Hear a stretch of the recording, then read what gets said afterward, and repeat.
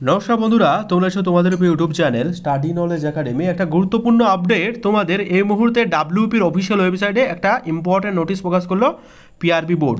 সেই নোটিশে কি বলা হয়েছে একবার দেখে নাও। পিআরবি বোর্ড কি বলেছে সেটা একবার দেখে নাও, ঠিক আছে। পিআরবি বোর্ড যেটা বলেছে দেখতে পাচ্ছ, আজকে ডেট অর্থাৎ 17/10/2025 তারিখে, যেখানে নোটিশ নাম্বারটা তোমাদের সামনে শো হচ্ছে। এখানে বলা হয়েছে recruitment to the post of sub inspector arm branch এবং আর্ম ব্রাঞ্চ কলকাতা পুলিশ 2023, ঠিক আছে, অ্যান্ড সার্জেন্ট।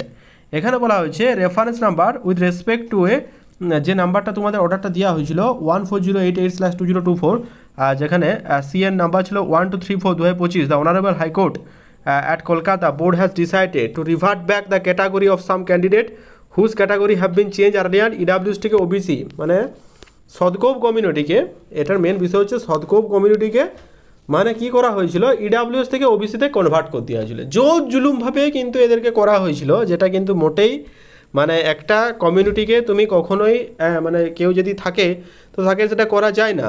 এটা হচ্ছে হাইকোর্টের একটা, সুপ্রিম কোর্টের একটা রায় আছে যে ডিউরিং যখন নোটিফিকেশন বেরিয়েছিল তুমি যেটা সেটাই থাকবে, সেটাখানে তোমাকে ইডাব্লিউএস ওবিসি করা যায় না।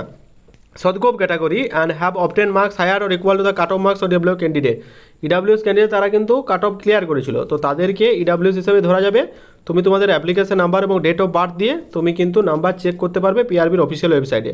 সেখানে এটা অফিসিয়াল হচ্ছে prb.gov.in, অফিসিয়াল ওয়েবসাইট দেখতে পাবে, বা kolkatapolice.gov.in এই অফিসিয়াল ওয়েবসাইটে তুমি কিন্তু দেখতে পাবে। বিস্তারিত তথ্যগুলো তুমি কিন্তু দেখে নিতে পারবে। আর www.police.gov.in এই ইয়েতেও কিন্তু তুমি দেখে নিতে পারবে।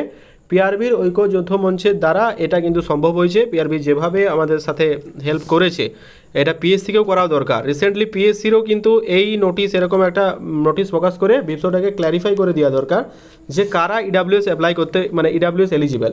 তো আমার মতে ইডাব্লিউএস এলিজিবল তারা যারা পিএসসি একটা নোটিশ দিয়েছিল যে 2023-24 এই সালে যদি কারোর ইডাব্লিউএস থাকে তাহলে প্রত্যেকেই কিন্তু ইডাব্লিউএস হিসেবে গণ্য করতে হবে।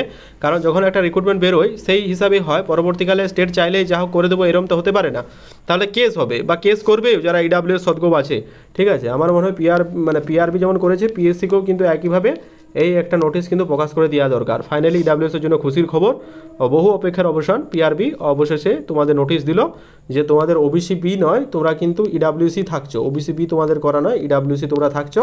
ইডাব্লিউসি যদি কাট অফ ক্লিয়ার হয়েছে তুমি কিন্তু অবশ্যই এলিজিবল থাকবে।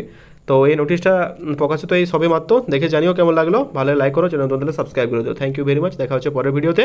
ততক্ষণ অবধি ভালো থেকো, সুস্থ থেকো। আর একটা ইম্পর্টেন্ট আপডেট, তোমাদের পিএসসিও কিন্তু এই রিলেটেড কিন্তু নোটিফিকেশান আসছে, ঠিক আছে। এটার জন্য তোমরা কিন্তু রেডি থেকো, ঠিক আছে। আমি তোমাদের জানিয়ে দিচ্ছি এরকম নোটিশই কিন্তু একটা আসবে। তো থ্যাংক ইউ ভেরি মাচ, দেখা হচ্ছে পরের ভিডিওতে। ভালো থেকো, থ্যাংক ইউ।